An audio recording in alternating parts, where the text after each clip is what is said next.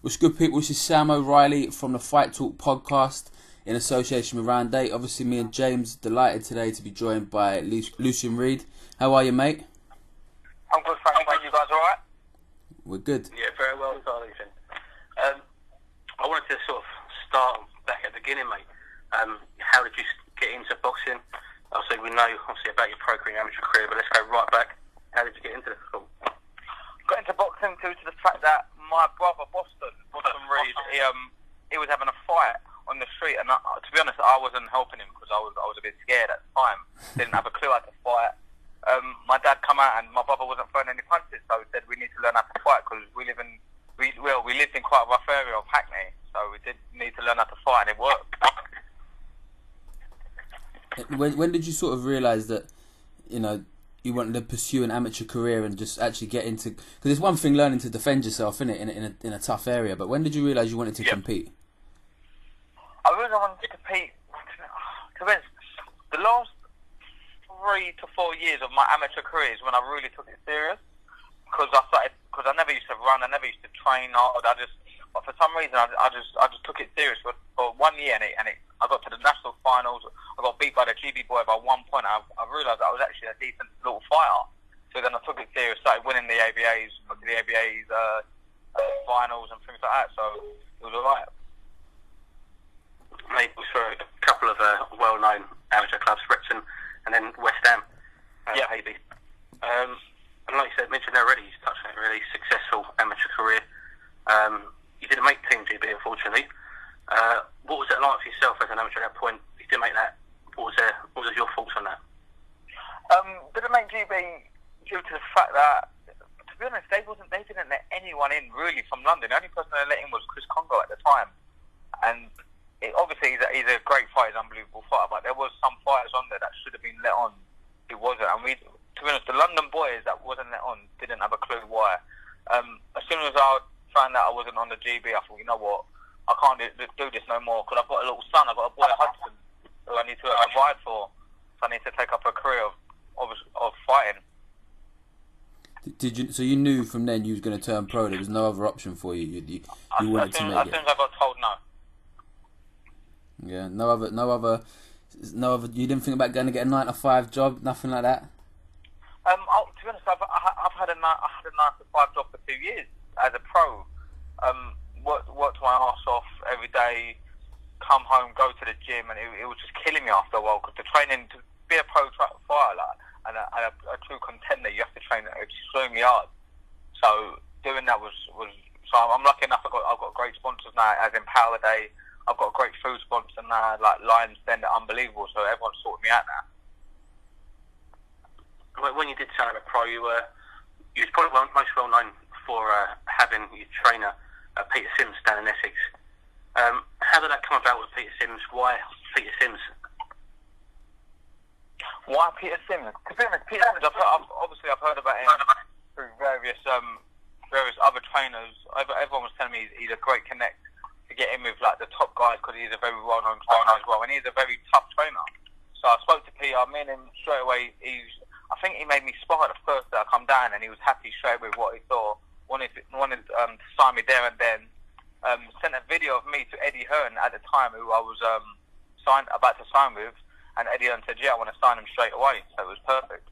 That must have felt crazy, like, you know what I mean? You've had that amateur career. You knew you was good, and then you step into a pro gym, and straight away they're pushing you, and they know that they want to move you to matchroom shows. I mean, could you get your head around it? You know what I mean? It's kind of came out of the blue, I guess. You went to Sims, and then straight away Eddie wants to have a part of you. Could you get your head around that at the beginning? Literally, I remember watching Peter filming me in my first one. I thought, oh mate, I had to proper impress. Anyway, I'm just about to send that to Eddie. He sent to Eddie, I think like half hour into the training session, Eddie, I think he got a text saying, yeah, I want to sign him. And I couldn't believe it because obviously everyone knows who Eddie Hearn is. Everyone knows how big he is compared. And then it was literally my first day of training as a professional, and he wanted to sign me straight away. So I was over the moon. Mad. Must be absolutely amazing. Like you say, your first day as well. To be signed up Eddie Hearn, and they say everyone knows Eddie Hearn and Matchroom Stable. It's one of the biggest stables in boxing. Exactly, yeah. Well, I mean, obviously you had your first few fights under Eddie Hearn and Matchroom Boxing. You have made a switch now to Frank Warren fairly recently. Was there any particular reason behind the switch over? Was there any bad blood or any reason like that? No bad blood. No, to be honest, I was at the show on Friday, and me and Eddie was having a little chat. Like, me and him get along. He's a family man. I'm a family man, so he knows the deal. He knows that I wasn't getting enough fights. He knows that I need to be paid to fight, and I need to provide for my son. So he took it on the chin. He said, yeah. He was happy from his go. He said, if anything, he could always have a talk and stuff like that. So, to be honest, with Frank Warren, Peter Sim sorted it out. Peter Sim spoke to Frank Warren, said Lucien Reid wants to sign, and Frank Warren was straight up for it instantly. Like I said, yeah, 100% we'll sign him. So when you sort of decide that, listen, it ain't, with all the best intentions, it's just not going the way you want it to go with Eddie and with Pete, because obviously you still got your undefeated record. It's not like there was a defeat and you thought, I might need to change it. Was there a defining moment, Lucien, where you thought, I think I want to change now? Like, no bad blood, but just for me and my family and for my little boy, I need to make a change. To be honest, it was a point in my life where I literally had no money right behind me. I literally had nothing. Like, my car, I had payments to pay up on my car. I had to pay up for my Sky. Everything was coming out, and I wasn't having nothing coming in. And I thought to myself, you know what? I need to go get myself a new trainer who's going to kick me into shape, unbelievable shape, and that's got a name behind him that people can't say no to. No one can say no to Adam Booth. Adam Booth is an unbelievable trainer. Everyone knows who he is. Yeah, I had to move. I had to change over. No, not disrespecting Peter, because Peter's unbelievable as well. But just Adam Booth, he knows the right people, and he knows how to get me into the shape I want to be, and he's got the best sparring for me as well.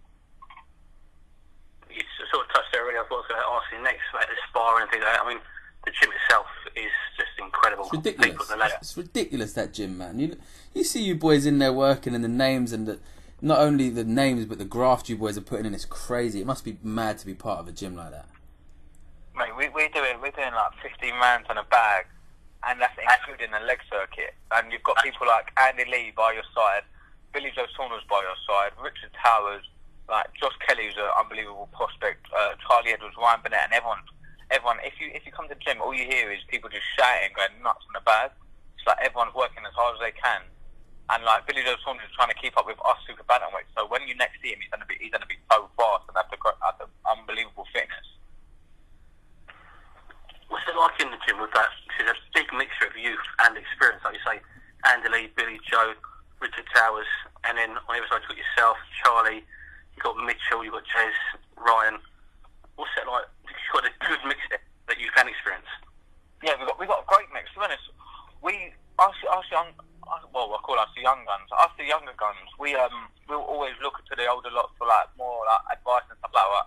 I'll always ask Andy Lee about how he feels when he fights and like what sort of like rituals he has, because I like to find out what people do. I like to learn, if I'm honest. Billy Joe Saunders, I'll just watch him on the pads and him shadowboxing and just learn unbelievable amounts from him, because he's just so technically great. Yeah. And he's probably one of the best I've seen, and him and Josh Kelly sparring is unbelievable. It's scary how good it is. I bet it's crazy in there. Like you say, you ain't gonna get much better. Not only got Adam Booth, but learning off world champions and former world champions. That's what it's about, isn't it? Exactly that. I'm sparring Ryan Burnett, who's a British champion. I'm sparring Charlie Edwards, who will be a British champion. I'm sparring Mitchell Smith, who's been there and done that and had loads of belts. And I'm watching everyone as well, getting more experience. So, and I've got Adam Booth telling me what to do. It's nothing. I can't think of a better gym. Literally, there's no better gym for me right now.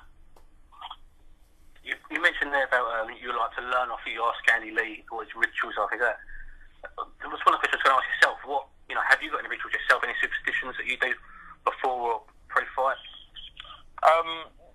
Not really. To be honest, I did have one. It was I had to give my girlfriend Ellie a kiss before every fight, and that's, I don't know, it was weird. Like, I had to, like, just a little peck. It just felt like she was like giving me my good luck. It was really weird.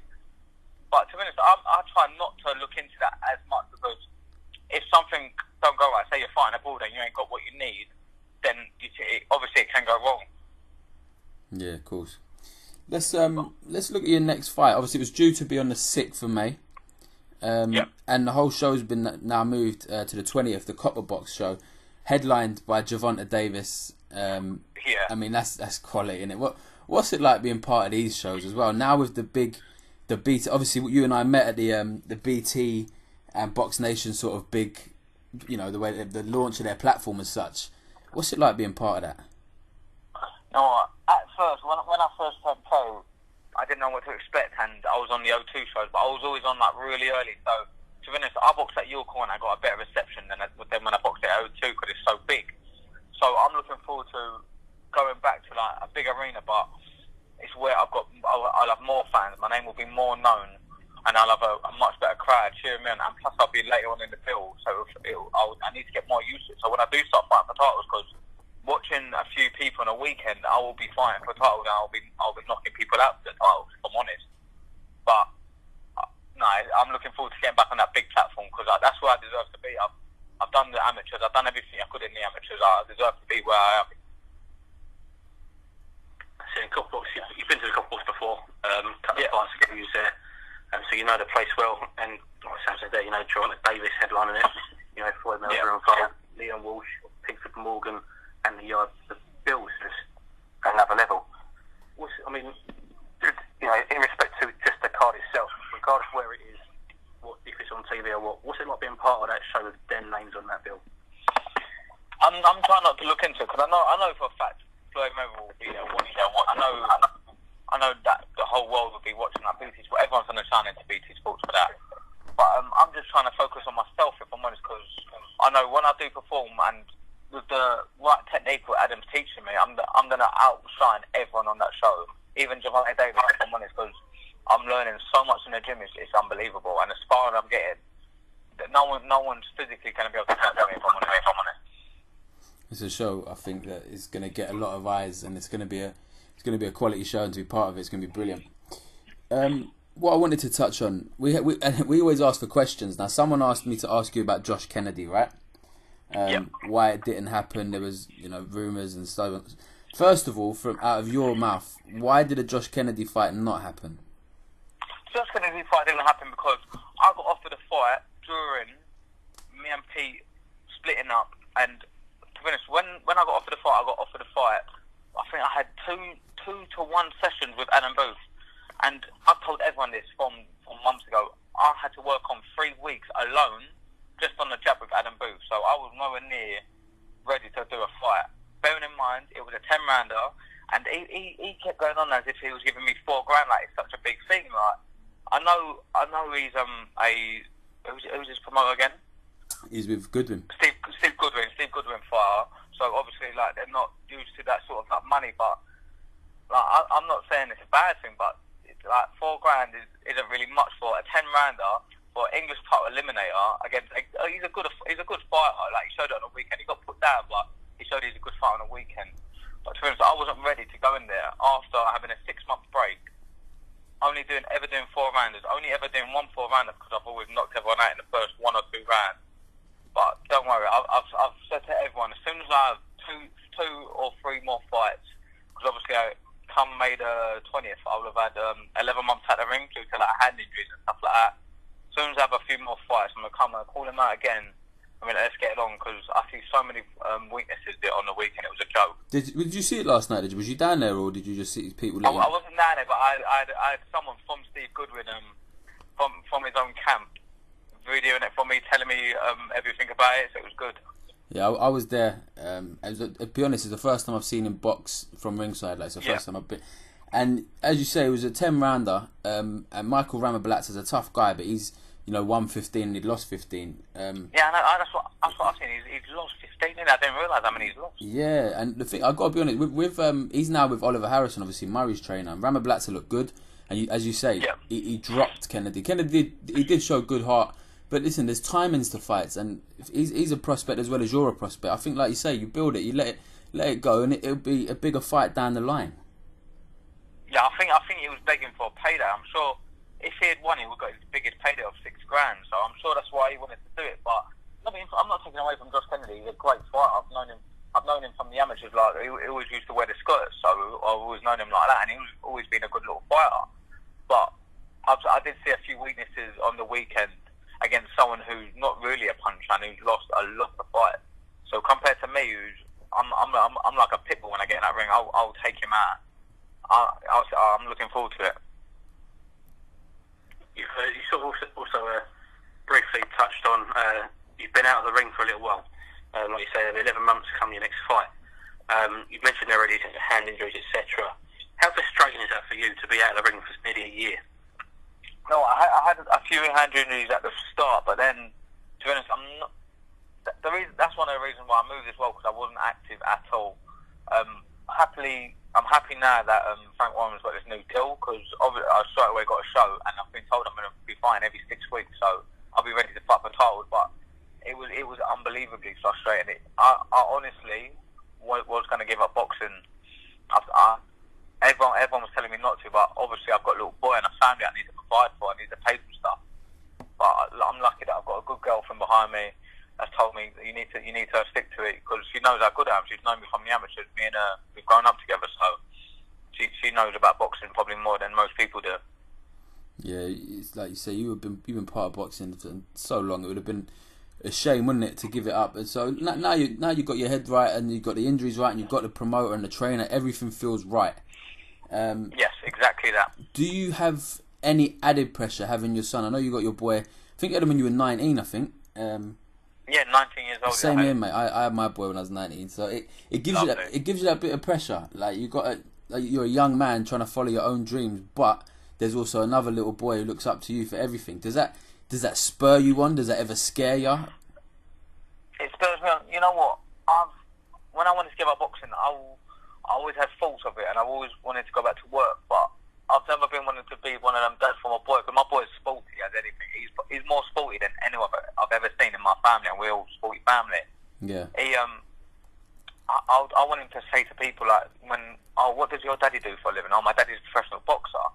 Like that motivates me massively. Like, I sometimes get a tear in my eye thinking, like, the next time I fight, I want my son to be there, and when they call up my name, I'm going to look straight to him, and I get a little tear in my eye that he's going to be watching me fight. Yeah. There's so much motivation there, it's a joke. It's mad you say that. Last night, the main event, Waddy Camacho and Carl Wheeler.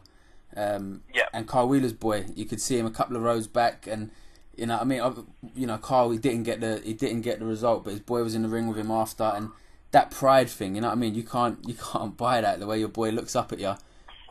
So yeah, my little boy, me and him fight like anything. He knows about boxing. He's a great little fighter himself already, so he'll know what I'm doing in the ring. And when he looks at me, I know for a fact when he looks at me up and he sees me winning, he's going to be the most proudest little kid in the world. So I can't wait.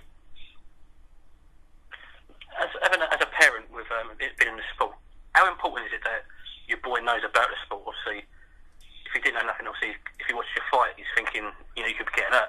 How important is it for your boy to know exactly what you're doing when you get into the ring every time? It's very important, because I'd never want my boy to ever think his dad is vulnerable to getting hurt to someone. Because if I'm honest, my boy thinks I'm like Superman. He thinks no one can touch me. When I won the ABAs, he was actually in my missus' belly. So it was like, he's grown up through boxing, literally. I've taken him to the gym when he was a baby. I've got pictures of me at West Ham, the old gym as well, with holding him on the bags and stuff like that. So he's learned about boxing greatly. So he doesn't, and he's seen me spar many times. So he knows I'm going to get punched regardless. So I think it's good that he's seen that already. So when I do fight as a pro, he's going to see me hurt someone, and he's going to look up to me even more. I can't wait. Definitely. Now, another question about Adam Booth, actually. I was meant to mention it earlier. Obviously, you switched over to him from Peter Sims. What has Adam Booth brought to your artillery? Mate, honestly, he's unbelievable the way we train. But he's just, everything that we do is so technical. Instead of, some people just do like rounds on the pad and they just do punching 1, 2, 3, 4, 4. He would do a combination, and then you have to do a certain step and then lead on to another combination. And everything's for a purpose. He's taught me that where to put your hands, how to hold your hands, how to loosen your shoulders. He's taught me how to jab. I've been boxing 12 years and I finally learned how to jab properly. And it shows in sparring, because I stopped someone with a jab in sparring. So your jab is vital. It's ridiculous. The attention to detail he has. As an outsider who's followed boxing, you see the attention to detail he has and his meticulous nature. I mean, that must be amazing. Having that. He's a perfectionist. Yeah. Crazy. Now, have you sat down and looked at, I know you want to get out active. That's got to be your priority for now. But have you got potential opponents in mind, or are you just wanting to pick up the titles?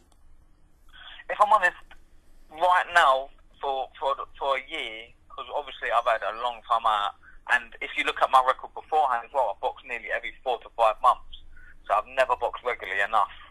So for 1 year, I've set myself a goal of trying to fight as much as I can. Obviously, I've got a great promoter behind me, I've got a great manager behind me. So if they think a title can come before the year, I would happily fight for a title, because I trust Adam Booth like I trust like one of my parents. Like I know he wants to look after me. So if the title comes, it will come. Obviously, due to the Josh Kennedy fight not happening, I would like to fight him, but obviously let that build a bit, because I ain't boxing I ain't boxing nearly 11 months now. So I need a few more fights, and then I'll happily fight him. Yeah, and I mean, obviously, that was obviously for the English title I spoke about previously. Now, obviously, the British title was being fought for in a couple of months' time now. I think about a week before your fight, Jezza and Tommy Ward. What's your thoughts on that fight? How do you see that one going? I see Jezza demolishing him, if I'm honest. I know Tommy Ward's a great fighter from the amateurs. He's always done well in the amateurs, but if you look at his record, he's literally boxed journeyman for 19 fights, and he hasn't really stopped many. And Jezza is a top class fighter, so I can see Jezza demolishing him, if I'm honest. Should be a good fight either way. I think should be a good fight. It should be, but Jezza, he just looks like a beast at the weight. Like, he's quite a big super bantamweight. I'm not too sure Tommy Ward is. He's ballsy as well when he took on Regondo. Oh mate, honestly, but who would have jumped in with Regondo? You know what I mean? Yeah, no one wanted to fight him at the time, and he jumped in. He jumped in twice as well. He was happy enough to do it again, where something went wrong with his visa, didn't it? Yeah. The first one fell through. Visa problem or something with Rigondeaux. Yeah. But yeah, like you say, man, he jumped at the opportunity. Didn't work out, but he'll probably learn from that. So yeah, it'll be a good fight either way, and who knows, down the line you might get it on with one of them. To be honest, I haven't really looked at the Southern area or English. Now with Adam's already said you're way too good to fight for like titles like that. He said you could jump onto British now, but you just need to get them rounds underneath the belt, which obviously will start happening now with the BT deal.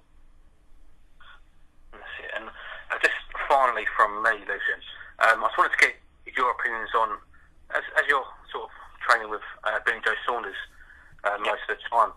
Obviously, Golovkin last night got the win against Jacobs. A lot of people say it's controversial. Billy Joe Saunders, obviously, that seems to be a talking point in that fight there, Billy Joe and Golovkin.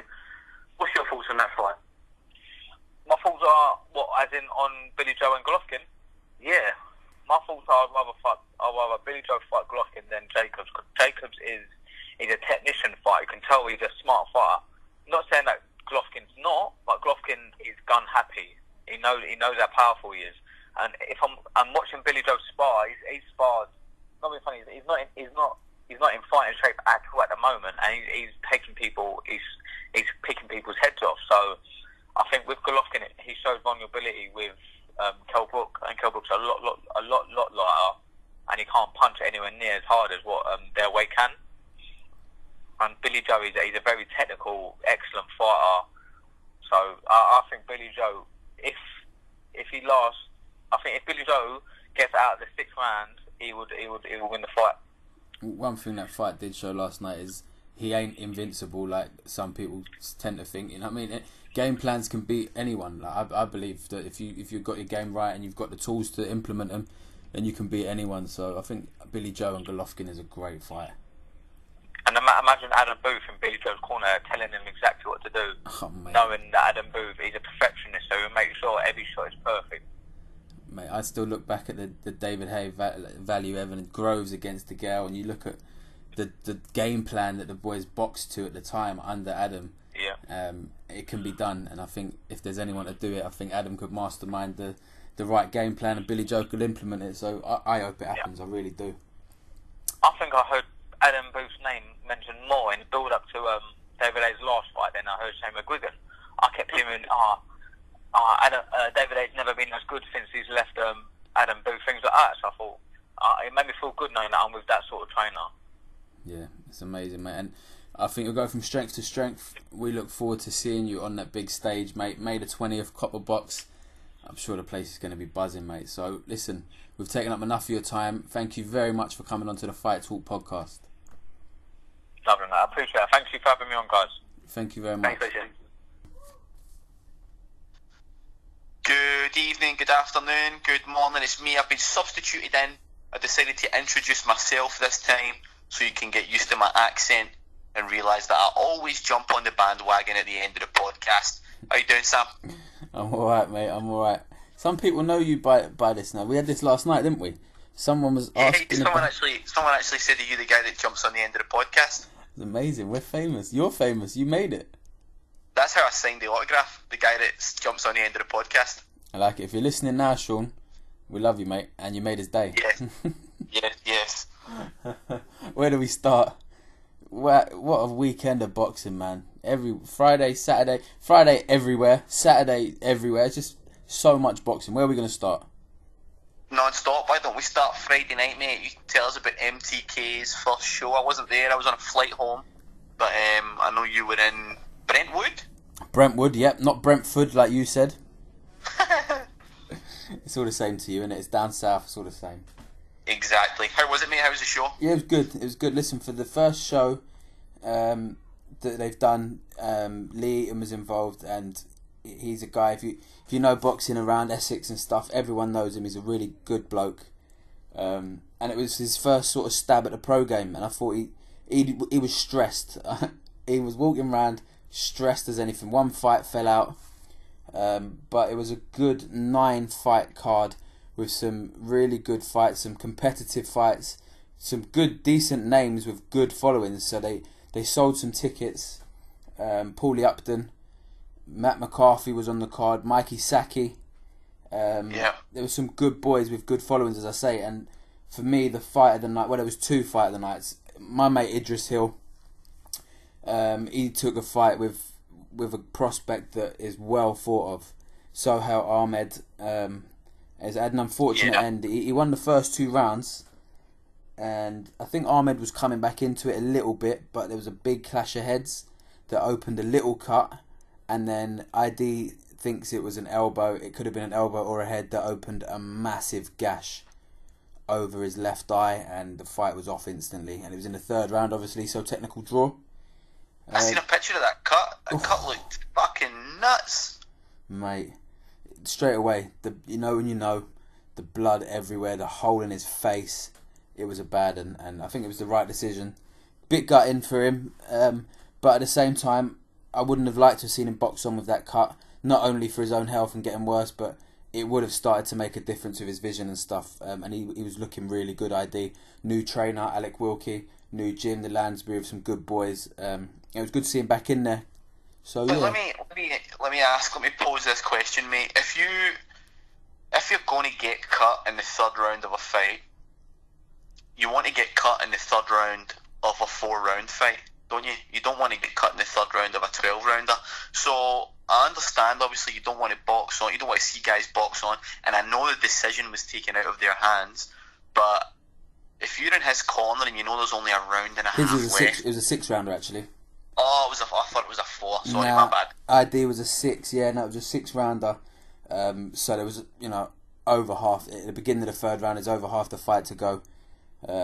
Too much time left. And I know what you're saying, even if it was a 4-rounder, I wouldn't like to be blind in the left eye, because the amount of blood, some's going to go in his face.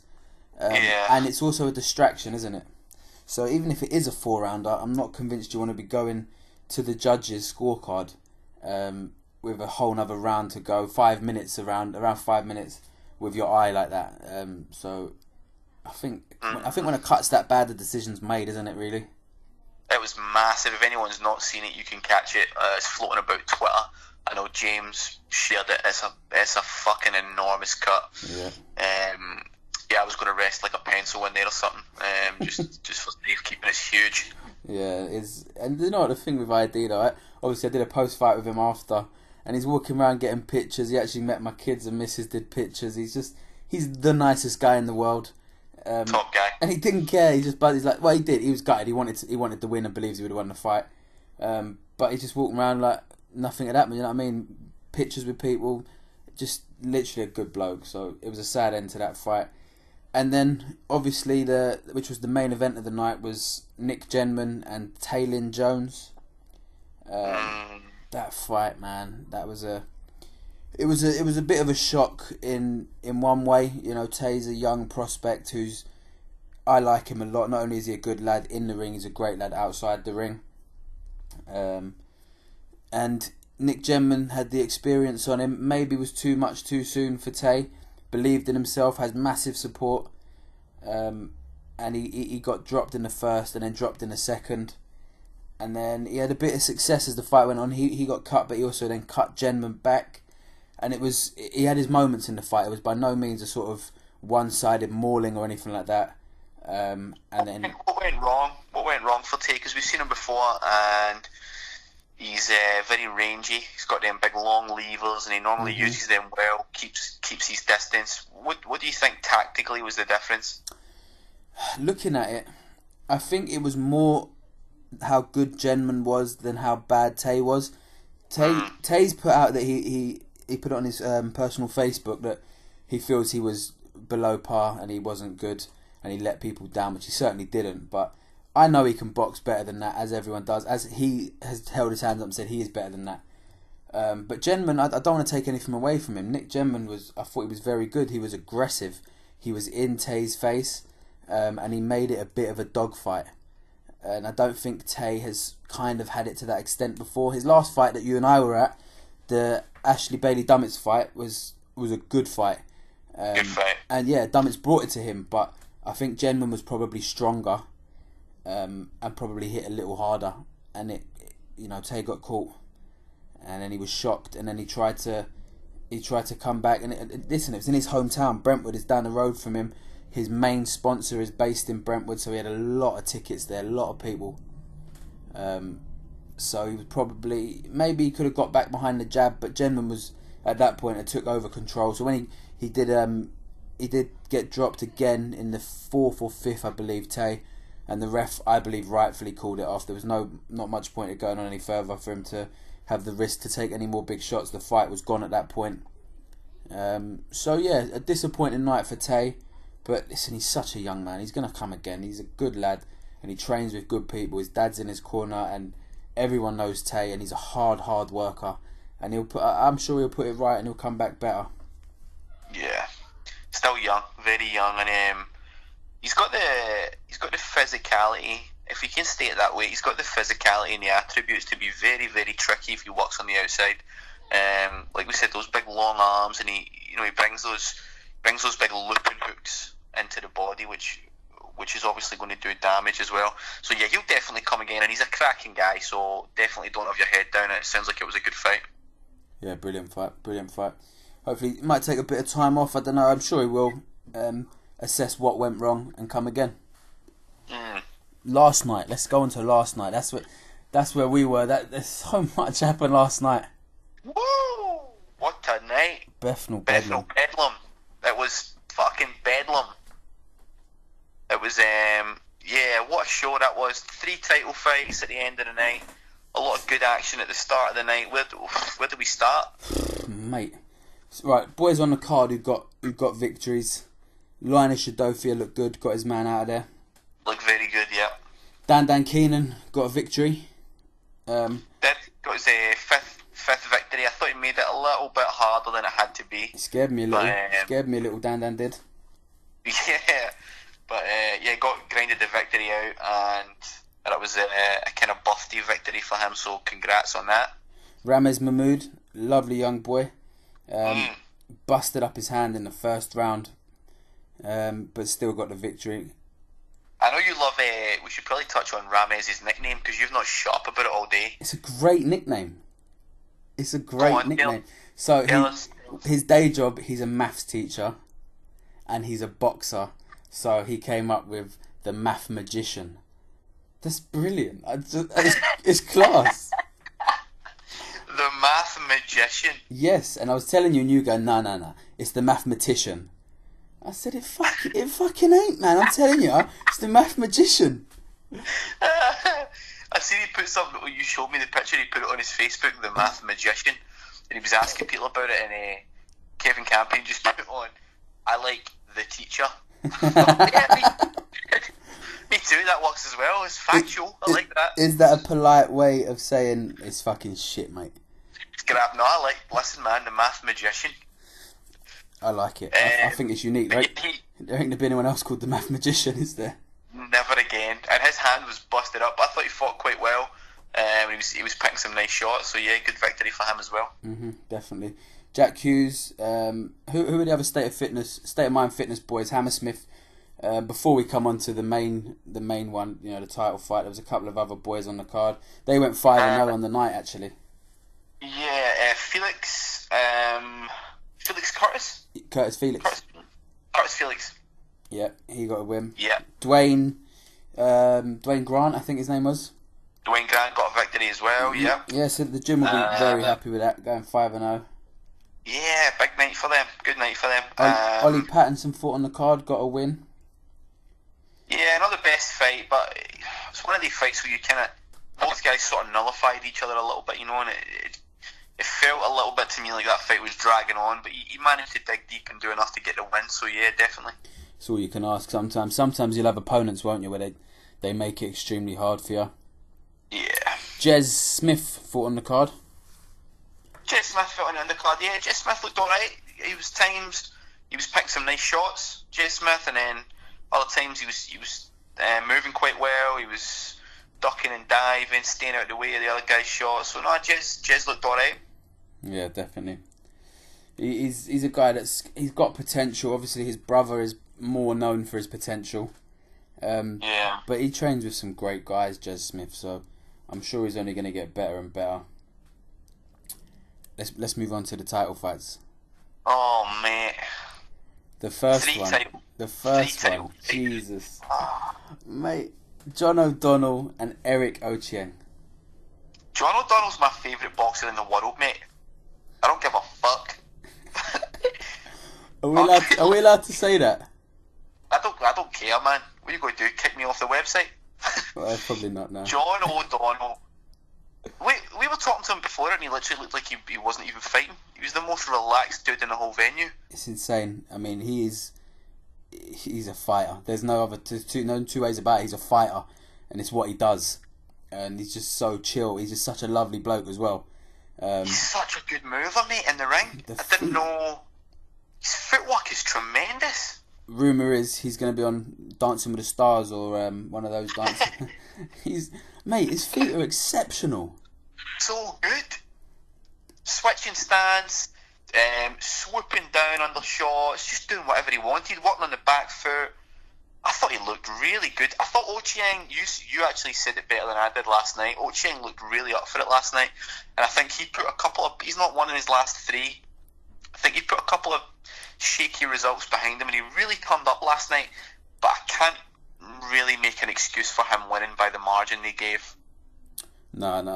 Like I said, I think Ochieng was the best he's been in years. I really believe that. I believe he wanted that belt. And sometimes, you know, it's hard to say because, like you say, he hadn't won in 3. But the bigger fights, some guys get up for them more, don't they?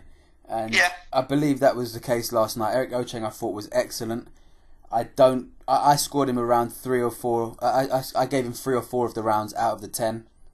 Yeah. One judge gave him 6 of the 10. Obviously, that's why it was a split decision win for John O'Donnell. I can't see it. Don't know who did that. It might have been Dan Raphael.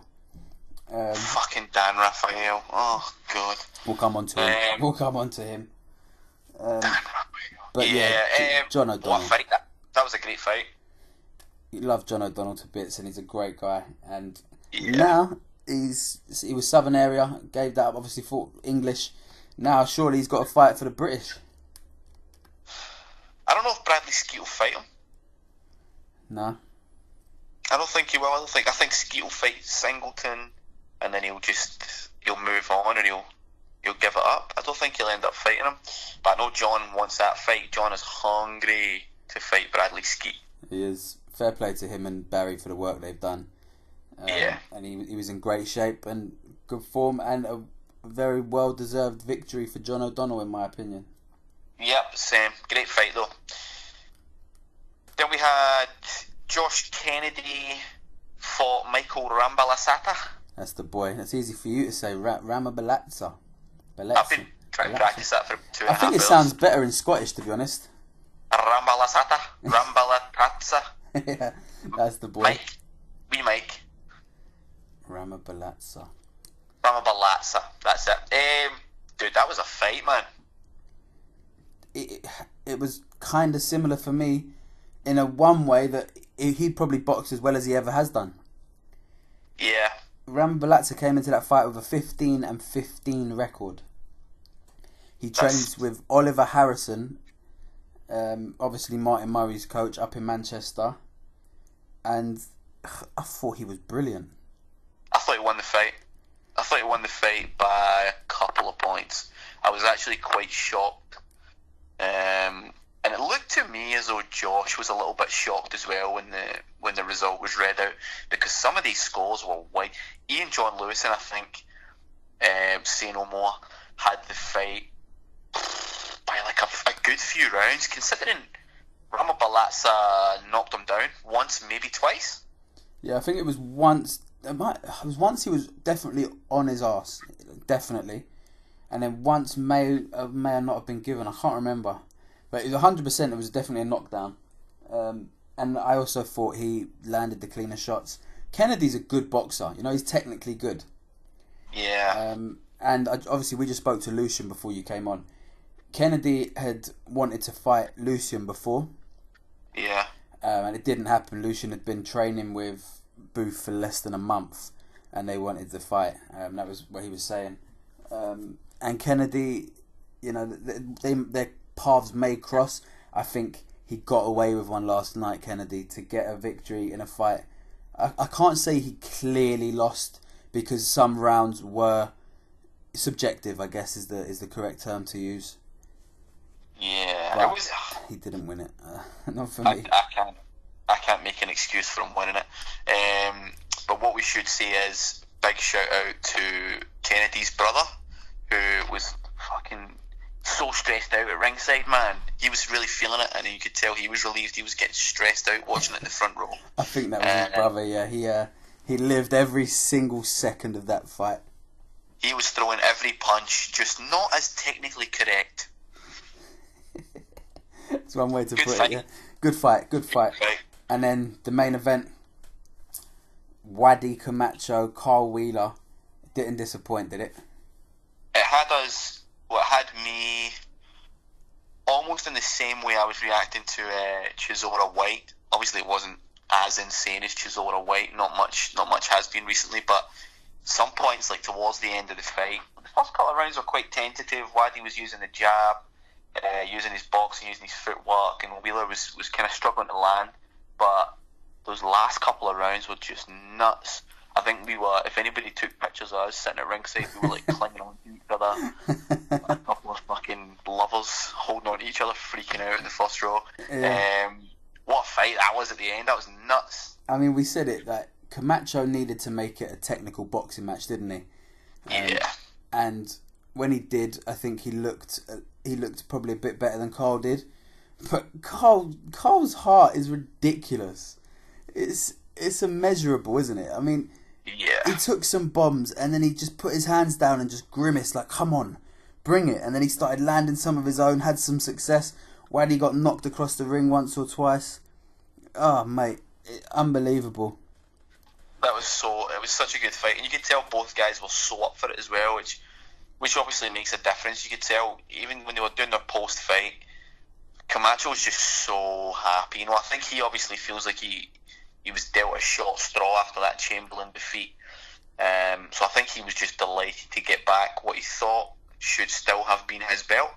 Yeah. So yeah, good for him to get it back. And both guys afterwards, that's what we've spoke about so many times. We love these small hall shows, and nobody really does it better than guys like Goodwin. But afterwards, both of these guys who have put it all on the line for a lot less money than your TV boys, just hugging and embracing, and beautiful picture. Seen, I think it was Martin from New Age Boxing, put a beautiful picture on of Carl Wheeler's mum giving Wadi Camacho hugging a kiss through the ropes after the fight, which I thought was really, really nice. Wadi posted that on his personal Facebook. He gave Carl Wheeler's mum a hug, and then really nice. Carl saw that, and there was a picture then of him and his son standing there clapping when the belt was being put on Wadi. It just brings a tear to your eye. These men just tried to decapitate one another. Brilliant stuff, man. And listen, the main thing is, Carl brought his son along, and his son looked a bit upset at the end, but you know, he went home. Yeah, of course he will. Smiling. He put it all on the line. He was smiling afterwards, and he may have been a little bit bashed up, but both guys showed tremendous heart, and I think it was a good fight. Yeah, I don't want Carl to retire. I really hope he doesn't, because if there's any guy that gets me up and down out of my seat more than Carl Wheeler, I can't think of him, because it's just, I've watched so many fights, and Carl Wheeler, he has me on the edge of my seat, up and down, because he's so brave. He takes shots and he fucking dishes them out as well. So massive props to him. I hope he stays in the game, because he puts on massive entertainment for all the fans. And you need guys like that. Guys like Carl Wheeler are the staple of the sport, you know. 100%. Across the pond? Oh, God. Yeah, Dan Raphael. Fucking Dan Raphael. Yeah, a couple of good fights. For anyone that doesn't know, I locked myself out of my house. Well, no one's going to know. Which was not the best experience. So I was locked outside, slumped against my front door until the Roman Gonzalez fight started, when I was allowed to re-enter my building. Chocolatito. What's that? Chocolatito. Chocolatito, great name. So yeah, watch that fight. Wait. It's a great name, but it's no Mathemagician, is it? It's not Mathemagician, unfortunately. Chocolatito. Yeah, that was a shocker, wasn't it? It was a tremendous fight. I thought it was a great fight. How bizarre was the knockdown in the first round? Yeah, well, first of all, I thought he stood on his foot, because you know, the Thai guy Srisaket, whatever he was called, he was obviously a southpaw. Gonzalez was orthodox. I thought maybe he caught his foot when he landed that body shot. I watched it back a couple of times, and he didn't stand on his foot at all, so I think he was just off balance when the shot landed. That's it. When I first saw it, I was like, "What? It must have been a body shot," because he went down, and he stayed down. He took his 8. He didn't get up, going, "Ref, no. That ain't a knockdown. That ain't a knockdown," which you'd imagine he would do if it was a stumble or a trip, and he didn't. So, showing it back, I couldn't get my head around what hit him. I don't know if he maybe both of his feet were maybe a little bit too far forward, and he just got put on his heels a little bit. He was maybe standing a bit square on, but I wasn't too disappointed with the result. I actually had it for the challenger by 1 round when I was scoring it, but I wouldn't have been mad if Gonzalez won it by a couple, because he was producing the cleaner shots. It just depends what you like. It depends what you like to an extent. It doesn't depend what you like to a fucking Dan Raphael extent. Do you want to clear up what it was he tweeted? Dan Raphael scored the fight 117 to 109 for Gonzalez. How someone who gets paid to do this for a living? Listen, man, we put all the spare hours that we have into doing this, and so do a lot of other people, because we love it and we think we can understand it and we've got a lot of passion for it. How somebody who gets paid to do this for a living can score a fight so widely? And if you go on his Twitter and you look at that post, everybody underneath the post is going, "Dan, what were you watching, mate? Dan, are you drunk? What is happening here?" This man has 200,000 followers. I just don't get it, mate. Like, 200,000 people care about his opinion. A round or two either way, I could have dealt with, no issue. When we look at the main event, which we'll touch on, I can deal with people going either way a little bit. But come on, man, 8 rounds different the other way. It just doesn't make sense for me. Do you reckon it was a typo? I mean, I don't know. Do you reckon he got the names wrong? I don't know what he could have possibly watched. I don't know what the fuck was happening. I don't know if he was watching a game of basketball and he's just got the names confused. I don't know what was going on. Fuck no. Never in a million years was it 117 or 109. Nope, no chance. The main one, Jacobs and Golovkin. First of all, as a fight, what did you think of it? It didn't set my world on fire. I thought it was interesting to watch. It was kind of similar for me to a Klitschko Fury fight, where one guy is marching forward, looking to do his own work, and the other guy's obviously set out his stall to avoid that and pick the other guy off with a couple of shots here and there. I thought Jacobs won the fight, mate. Personally, I don't know if you've watched it yet. Yeah, I watched it. I watched it this morning. What do you think? I had it around 2 points to Jacobs. I think Golovkin got away with one. Listen, it wasn't as clear cut. So when people go robbery, etc., they're going overboard. Aggressive. One thing I did notice, I'm not a massive fan of Golovkin's style.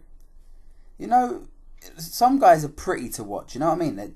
They just throw angles, and their lateral movement is beautiful, and they throw techniques you've never seen. And Golovkin, I suppose he's excellent, but he just kind of walks forward, doesn't he? Yeah. Which, all right, it's effective. The man's 37-0. Who am I to tell him how to box? But Danny Jacobs, for me, looked like he did the better work. He nullified the power shots. He got dropped, yeah, but it wasn't a concussive shot. He got up. He never looked like it was ever going to bother him. It didn't look like the cleanest. It was up against the ropes, and Golovkin fell on him like two drunkards having a little fumble. Yeah. It was never clean. So, yeah, me personally, I looked at it and I scored the rounds to Jacobs, and I haven't been. And it's again, the Golovkin fans are saying he won the fight and he came up against a tough opponent and got the victory, which is fair enough, because I don't think it was clear enough one way or the other to say it was a definitive Jacobs. I can't sit here and go, oh, it's an outrage. Do you know what I mean? So yeah, that's what I mean. I don't mind it going either way, but for me, Golovkin's not the same fighter, and I said this to Adam as well, Adam Noble Falsey, who is our brother-in-arms on the website. I said the same to him before the fight, and you both know I was kind of backing Jacobs for an upset, because I think Golovkin just doesn't look the same anymore. I don't know if it's the weight, I don't know if it's the age, I don't know if it's him and his team have just become so reliant on being able to march guys down, so maybe they've not really worked on other areas of their game, but it just doesn't look the same. And then last night I thought the same. Now I think the big definitive factor for me, if you're going to score that fight, is not the knockdown. It's not anything from round 4 onwards. For me, round 4 onwards kind of took care of itself. It's the first 3 rounds. Mm-hmm. Now, if you watch the first 3 rounds, the commentators on Box Nation were big on Jacobs the whole night. I get that. I'm not a naive fucking armchair fan who's going to believe their scores. Alright, I've watched commentators talk shit for long enough. They were big on Jacobs, so they gave him all 3 rounds. I probably didn't give him all 3 rounds. I probably gave him 2 out of the 3, but they weren't like lopsided. Do you know what I mean? Yeah, so if you leave those first 3 rounds in the balance, and we use the word subjective over and over again, if you leave them to be subjectively judged by 3 different people, then you don't know how they're going to be scored. You don't know how that's going to affect the scorecard. And I think that's where the fight was won and lost. I don't think from 4 onwards, I think everything was a lot clearer cut. Yeah, no, it's hard to disagree with that, and that analysis of it, to be honest with you. Who for you, as you look through the middleweights, will have the best chance against Golovkin? I think Canelo beats Golovkin. Is he a middleweight though? I know he's fought there and he's won a lot of titles there, but he's fought light middle majority of the time. Surely he's not big enough for Golovkin. Yeah, but you see him when he fights light middle, and after the weigh-in he just becomes this monster. Yeah, I think he would beat Golovkin. Do you know who does give him problems? And I've seen a lot of people mention it last night on Twitter. Billy Joe. Lara. Oh, I don't think Billy Joe gives him any problem. No? Nah, not for me. I've never been. Well, he's won a world title when he beat Andy Lee and he beat Chris Eubank Jr. I've never been a massive Billy Joe fan. I know he's got skills, I know he can box, but I'm not a massive fan of his style. Lara gives him a tough time. Yeah. For me, Lara gave I just, Canelo. you know, we just spoke about it with Lucien. Lucian's his gym mate, so he's gonna lean towards him. But I think there's aspects. I think Golovkin maybe passed his best, but you look at Adam Booth in Billy Joe Saunders' corner, yeah? And the words I just said were Adam Booth, the technician, the tactician rather, who can come up with a game plan to beat most people, and someone like Billy Joe who can follow orders and is technically great. We don't know how good his chin is, because I don't remember him ever getting smashed really hard. I think, did Lee might have caught him with a couple of decent shots. Yeah, and Lee can bang. So I think Billy Joe's got as good a chance as anyone, personally. Well, hopefully, from a British boxing point of view, hopefully. I think maybe Billy Joe's just not fought or not had a fight that can really show off. Yeah, very true. We look at that Eubank fight, and he won the Eubank fight for me narrowly, and he looked great in the first half of the fight. Second half of the fight, he didn't. He didn't look great in the second half of the fight. The Andy Lee fight wasn't an exciting fight. It was okay. It wasn't a great fight. So maybe it's just about the fights that he's had, and maybe it's not about the fighter that he is. You know, I think he probably has got the skills. So maybe fighting a guy like GGG would bring the best out in him. Yeah.